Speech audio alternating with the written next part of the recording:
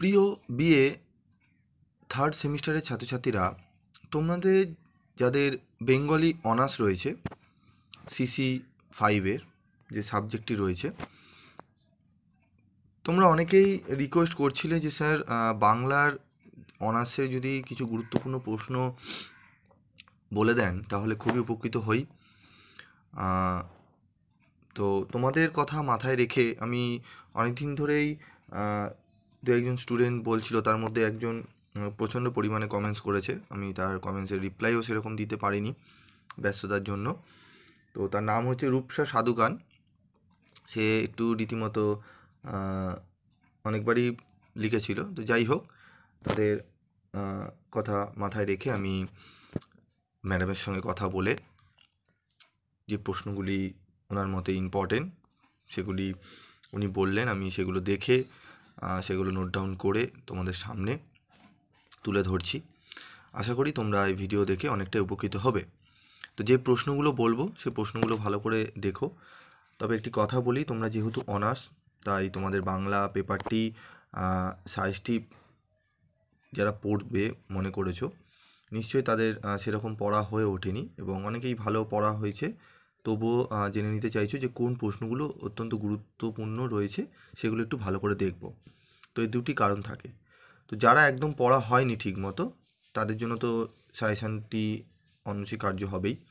যারা ভালো করে পড়েছো তাদের বলি, তোমরা কিন্তু এই সাজেশানের কটি প্রশ্ন যেগুলো বলবো এগুলোর ওপরেই ভরসা করে চলে যাবে না। যাদের পড়া রয়েছে, বারবার বলছি, অনার্সে অনেকেই 80% নাম্বার, তোমরা 90% নাম্বার তোলার চেষ্টা করছো, তাদের জন্য বলবো তোমরা একটু অনার্স পেপারটি ভালো করে বই খুঁটিয়ে, টেক্সট বই খুঁটিয়ে পড়বে। অনেকে বাজার চলতি সাজেশান বইগুলো নিয়ে নাও, নিয়ে পড়ে যাও। সেক্ষেত্রে কিন্তু অনার্সে তোমাদের 40 থেকে 35 মার্কসের বেশি তোমরা নাম্বার কিন্তু পেতে পাবে না তোমরা। তো সেই দিকে একটু খেয়াল রেখো। 50 অ্যাভাব, 60 অ্যাভাব নাম্বার পেতে গেলে তোমাদের একটু, যে সাবজেক্টে অনার্স নাও না কেন, সেখানে একটু ডিপলি নলেজ তোমাদের কিন্তু রাখতে হবে। অনার্সের উত্তর যথেষ্ট ক্ষুরধার এবং যথেষ্ট পুঙ্খানুপুঙ্খভাবে তোমাদের কিন্তু বিচার করে লিখতে হবে। তো দেখো, আমি প্রশ্ন প্যাটার্ন অনুযায়ী দেখবে তোমাদের যখন প্রশ্ন পাবে, প্রথমেই 10 নম্বরের প্রশ্ন 3টে থাকবে, অথবা করে দুটি দেওয়া থাকবে, একটি করা হবে, মানে একটির সঙ্গে একটি অথবা থাকবে। তো আমি সেরকম করেই সাজানোর চেষ্টা করেছি ম্যাডামের সঙ্গে কথা বলে। তো দেখো, 1-এর ক অথবা খ, এই 1-এর ক অথবা খ এর প্রথমে গিয়েই প্রশ্নপত্রে তোমরা যে প্রশ্নগুলো দেখবে, সেখানে এইভাবেই দেখবে 1-এর কয়ে একটি প্রশ্ন অথবা খয়ে একটি প্রশ্ন। যারা প্রশ্নপত্র দেখেছো তারা জানোই, বিষয়টি আর বলার কিছু নেই, আমি সরাসরি প্রশ্ন নিয়ে আলোচনা করছি। তো দেখো, বাংলা কবিতার ইতিহাসে জীবনানন্দ দাশের কৃতিত্বের পরিচয় দাও। বাংলা নাটকে তুলসী লাহিড়ীর কৃতিত্ব আলোচনা করো। রবীন্দ্রনাথের কাব্য প্রতিভার সংক্ষিপ্ত আলোচনা করো। বাংলা নাটকে বিজন ভট্টাচার্যের অবদান ও বিশিষ্টতার পরিচয় দাও। বাংলা কাব্যে মোহিতলাল মজুমদারের প্রতিভার পরিচয় দাও। তো এই 5টি প্রশ্ন ভালো করে করো তোমরা। 1-এর ক এবং খয়ের যে দাগের যে প্রশ্নগুলো থাকে, সেখানে এই 5টি প্রশ্ন অত্যন্ত গুরুত্বপূর্ণ। চলে আসবো 2-এর খ অথবা খয়ে। বাংলা উপন্যাস সাহিত্যে তারাশঙ্কর বন্দ্যোপাধ্যায়ের কৃতিত্বের মূল্যায়ন করো। বাংলা উপন্যাসের ধারায় মানিক বন্দ্যোপাধ্যায়ের অবদান লেখো। বাংলা ছোট গল্পে সুবোধ ঘোষের অবদানের পরিচয় দাও। বাংলা উপন্যাসের ধারায় বিভূতিভূষণ বন্দ্যোপাধ্যায়ের অবদান লেখো। কথা সাহিত্যে সতীনাথ ভাদুরীর অবদান বর্ণনা করো। খুবই গুরুত্বপূর্ণ প্রশ্ন এই 5টি প্রশ্নই, তার মধ্যে স্টারগুলো আমি করে রেখেছি।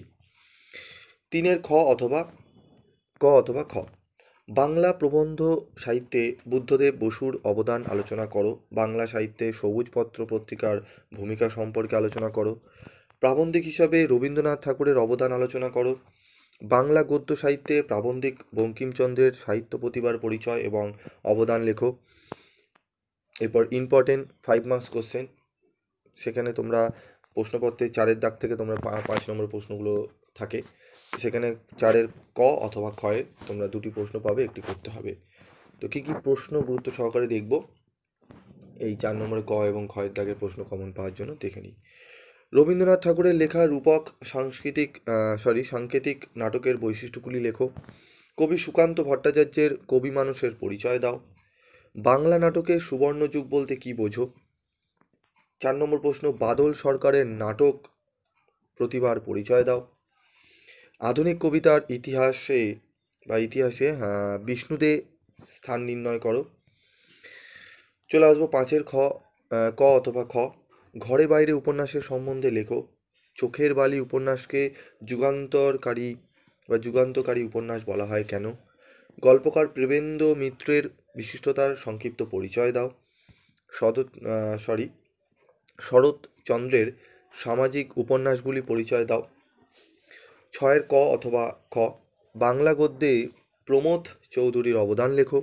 বাংলা গদ্যে অক্ষয় কুমার দত্তের অবদান লেখো। 3, বাংলা সাহিত্য ও সাময়িক পত্রিকার ইতিহাসে কল্লোল পত্রিকার গুরুত্ব নির্দেশ করো। বাংলা প্রবন্ধ সাহিত্যে বৈশিষ্ট্য লেখো। সাহিত্য সমালোচনা জাতীয় প্রবন্ধ রচনায় মোহিতলাল মজুমদারের অবদান কতখানি তা আলোচনা করো। চলে আসবো 7-এর ক অথবা খ। তো তোমাদের বলে রাখি, তোমরা অনেকেই কমেন্টস করছো, আমি অনেকের কমেন্টসে রিপ্লাই করছি এবং অনেকের করে উঠতে পারছি না। তা বলে এই নয় যে তোমাদের আমি ইগনোর করছি, এমনটা নয়। কিন্তু অনেক সময় অনেক কমেন্ট পড়তে অনেক পড়ানো থাকে, বিভিন্ন কাজকর্ম থাকে, তো দেখে উঠতে পারি না। তবুও আমি কিন্তু চেষ্টা করি রাতে এসে তোমাদের কমেন্টগুলো পড়ে সেই অনুযায়ী তোমাদের যতটা পারি সাহায্য করার চেষ্টা করি।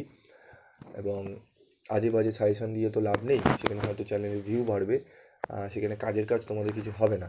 ঠিক আছে, তো চেষ্টা করি, একটু সময় লাগে। যে সাবজেক্টগুলো সব সাবজেক্ট তো জানা একজনের পক্ষে দুজনের পক্ষে সম্ভব নয়, তখন সেক্ষেত্রে আমাদের করতে হয়।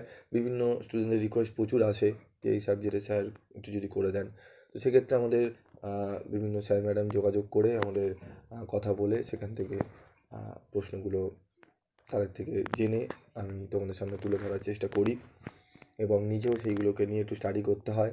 নাহলে আমি আমার চ্যানেলে দিচ্ছি, যদি তোমরা সেরকম উপকার না পাও তাহলে অবভিয়াসলি চ্যানেলে একটা ব্যাড উইল ক্রিয়েট হয়।